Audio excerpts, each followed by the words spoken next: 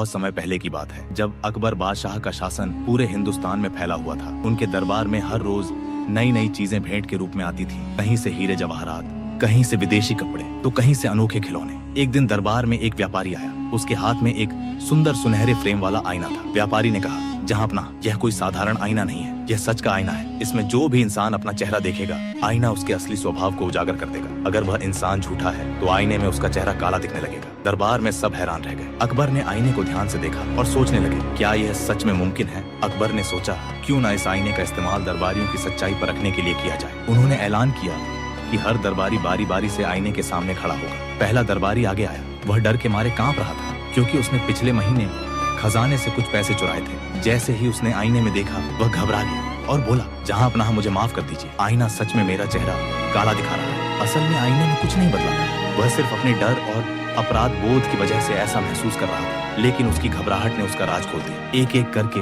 कई दरबारी आईने के सामने खड़े हुए और कई लोगों ने अपने छोटे बड़े झूठ कबूल कर लिए। दरबार में हड़कंप मच गया। अकबर सोचने लगे, ये आईना तो सच में कमाल का है, या फिर कुछ और ही राज है। इसके पीछे अकबर ने बीरबल को बुलवाया और पूरी बात बताई। बीरबल मुस्कुराया और बोला, जहाँपनाह, मुझे इजाजत दीजिए, मैं भी इस आईने के सामने खड़ा होना चाहता हूँ। बीरबल आईने के सामने गया, अपना चेहरा देखा और शांति से मुस्कुराते हुए वापस आ गए। उनके चेहरे पर कोई डर या घबराहट नहीं थी। अकबर ने पूछा, बीरबल, तुम्हें कुछ महसूस नहीं हुआ? बीरबल ने कहा, जहाँपनाह, आईना तो बस कांच का एक टुकड़ा है, ये किसी का चेहरा काला नहीं करता। लेकिन मुझे इजाजत दीजिए, कल मैं आपको इस आईने का असली राज दिखाऊंगा। अकबर उत्सुक हो गया। पूरा दरबार बीरबल की बात सुनकर हैरान था। आखिर बीरबल के पास ऐसी क्या तरकीब थी? अगले दिन बीरबल ने दरबार में एक नया ऐलान करवाया। बीरबल ने कहा, जहाँपनाह, आज हम इस आईने की एक और परीक्षा लेंगे। जो भी दरबारी इस आईने के सामने खड़ा होकर यह कहेगा कि उसने अपनी जिंदगी में कभी कोई गलती नहीं की, उसे बादशाह की तरफ से इनाम मिलेगा। यह सुनकर व्यापारी घबरा गया, क्योंकि वह जानता था कि यह आईना कोई जादुई चीज नहीं थी, बल्कि उसने खुद ही यह अफवाह फैलाई थी ताकि वह ऊंचे दाम पर आईना बेच सके और लोगों को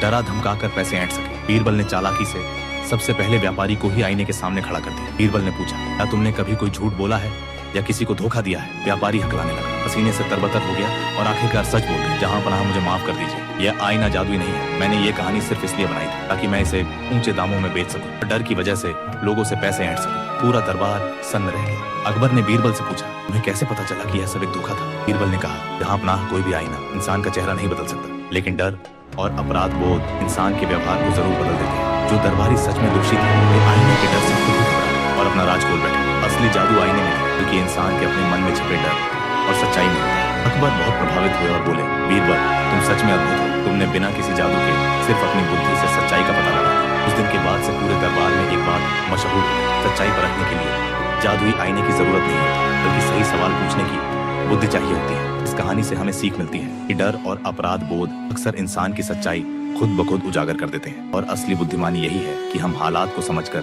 सही तरीके से सच्चाई तक पहुंचे। अगर आपको यह कहानी पसंद आई हो तो वीडियो को लाइक करें, चैनल को सब्सक्राइब करें, कमेंट में बताएं कि आपको अकबर बीरबल की कौन सी कहानी सबसे ज्यादा पसंद है। मिलते हैं अगली कहानी में, तब तक के लिए नमस्कार।